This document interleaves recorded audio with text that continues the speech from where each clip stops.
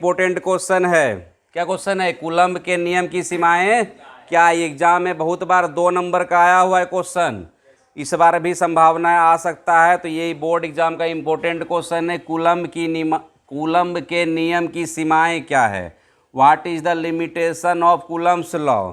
तो सीमा का मतलब क्या होता है कि कहाँ पर कूलम्ब का नियम लागू होगा और कहाँ पर कूलम्ब का नियम लागू नहीं होगा। तो हम लोग पढ़े थे कूलम्ब का नियम। कूलम्ब का नियम क्या पढ़े थे कि जब मान लो दो को कोई पॉइंट चार्ज है, कोई बिंदु आवेश है, मान लो कोई आवेश है, ये आपका जो है ये +Q1 आवेश है, ऐसे कुछ दूरी पर अगर मान लो जो है ये -Q2 आवेश है, और दोनों आवेश के बीच का डिस्टेंस जो दूरी है वो r है। कितना है?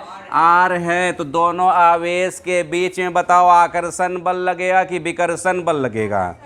एक ठो प्लस वाला आवेश है, एगो माइनस वाला आवेश है। पॉजिटिव चार्ज है, नेगेटिव चार्ज है, मतलब विपरीत आवेश है। विपरीत आवेश अपोजिट चार्ज है। विपरीत आवेश के बीच में आकर्षण बल लगता है।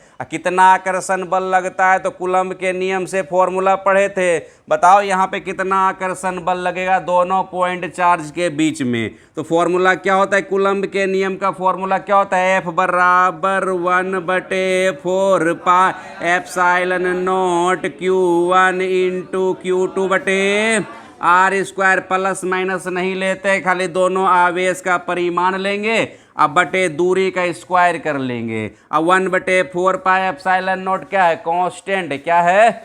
अब देखो दो आवेश के बीच का जो दूरी, मतलब दो आवेश के बीच में जो बल लगेगा ना, अगर मान लो इतना सा को हम लोग कांस्टेंट मान लिए, इतना सा को कांस्टेंट मान लिए, तो ये फोर्स होता है वो दूरी के वर्ग के व्युत्क्रमानुपाती होता है। बीच के दूरी के वर्ग के व्युत्क्रमानुपाती होता है। अब देखो दो आवेश के बीच में लगने वाला जो फोर्स होता है, जो बल होता है, वो दोनों आवेश के बीच के दूरी पर निर्भर करता है। दोनों आवेश के बीच के दूरी पर निर्भर करता है। दोनों आवेश के बीच में जो बल लगता है, फोर्स लगता है, स्थिर वैद्युत बल जो लगता है, वो बीच के दूरी पर निर्भर करता है। यदि दूरी का मान अधिक रहेगा, दूरी का मान, तो बताओ बल का मान क्या होगा? दूरी का मान अधिक तो बल का मान कम। बल का मान, क्योंकि बटे में ना है, तो बल का मान कम हो जाएगा।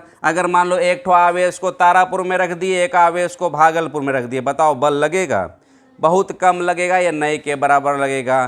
तो और यदि दोनों आवेश को नज़दीक में रखेंगे तो अधिक बल लगेगा। तो यहाँ पर क्या देख रहे हैं कि दूरी का मान अधिक करेंगे तो बल का मान घट जाएगा। तो हम लोग बोल सकते हैं कि दो आवेश के बीच में लगने वाला कूलम्ब बल जो होता है वो उनके बीच के दूरी पर निर्भर करता है। बीच के दूरी पर निर्भर करता है। अब देखो यहाँ पर थोड़ा सा सीखना आपको। जैसे हम लोग पढ़ते हैं एटम के बारे में। किस बारे में पढ़ते हैं?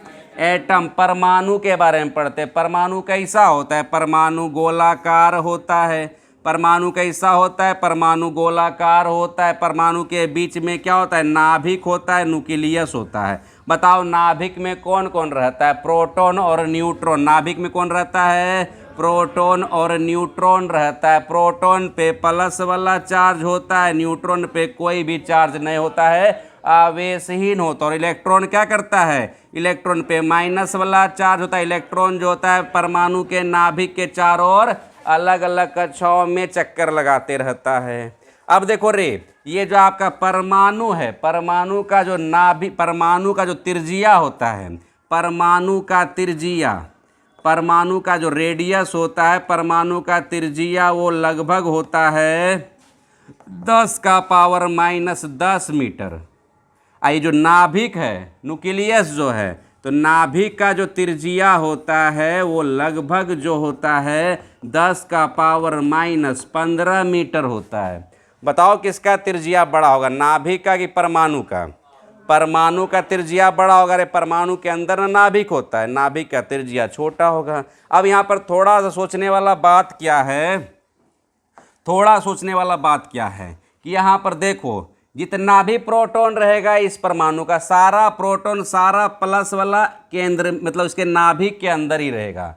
सारा प्लस वाला इसके नाभिक के अंदर ही रहेगा। जैसा सोचो, अगर मान लो इस परमाणु के नाभिक में 10 गो प्रोटॉन है, क्यों प्रोटॉन है, 10 गो प्रोटॉन है, 10 गो प्रोटॉन है, मतलब 10 गो प्लस वाला इसके नाभिक के अंदर ही ना है। 10 गो प्लस वाला कहाँ है, 1 2 3 4 5 6 7 8 9 10, 10 प्लस वाला प्रोटॉन जो है इसके नाभिक के अंदर ही है। और हम लोग तो पढ़े हैं कूलम्ब के नियम में कि यदि समान आवेश रहेगा, सेम चार्ज रहेगा, तो उसके बीच में कौन सा बल लगता है, विकर्षण बल। कौन सा बल लगता है, विकर्षण बल, रिपल्सन फोर्स लगता है। तो यहाँ देखो प्लस प्लस न है, जितना प्लस वाला है सब नाभिक में ही रहता है, और नाभिक एकदम छोटा सा होता है, छोटा सा नाभिक होता है, सारा प्लस वाला उसी के अंदर बैठा हुआ है। अब बैठा हुआ है तो बताओ, प्लस प्लस है तो विकर्षण बल लगेगा, रिपल्सन फोर्स एक दूसरे को दूर की ओर करेगा। तो यहाँ पर भी दूर करना चाहिए था इसको, लेकिन बताओ दूर नहीं कर रहा है, सब एक के जगह पे बैठा हुआ है। बताओ, यहाँ पे विकर्षण बल लगना चाहिए, विकर्षण बल लगेगा तो सब प्लस वाला दूर दूर न हो जाएगा।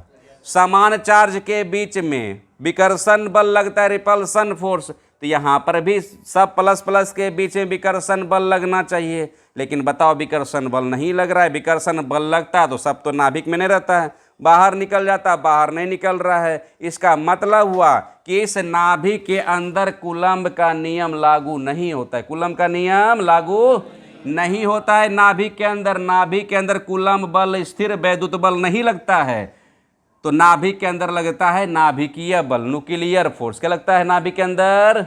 तो हम लोग बोलेंगे कि यदि दो आवेश के बीच का दूरी 10 का पावर माइनस 15 मीटर हो जाता है तो वह नाभिक में चला जाता है, और नाभिक के अंदर कूलम्ब का नियम लागू नहीं होता है। नाभिक के अंदर नाभिकीय बल लगता है। तो यदि कूलम्ब का नियम लागू करना है तो दो आवेश के बीच का दूरी 10 का पावर माइनस 15 मीटर से अधिक लेना पड़ेगा। यदि दो आवेश के बीच का दूरी 10 का पावर माइनस 15 मीटर से अधिक होगा तब तो कूलम्ब का नियम लगेगा। यदि दो आवेश के बीच का दूरी 10 का पावर माइनस 15 मीटर या इससे कम होगा तो कूलम्ब का नियम लागू नहीं होगा। इसी को बोलते हैं कूलम्ब के नियम का सीमा। कूलम्ब के नियम का, इसको अपने से समझा करके एग्जाम में आपको लिखना, ये इंपॉर्टेंट क्वेश्चन है, बोर्ड एग्जाम में आता है, बोर्ड एग्जाम में।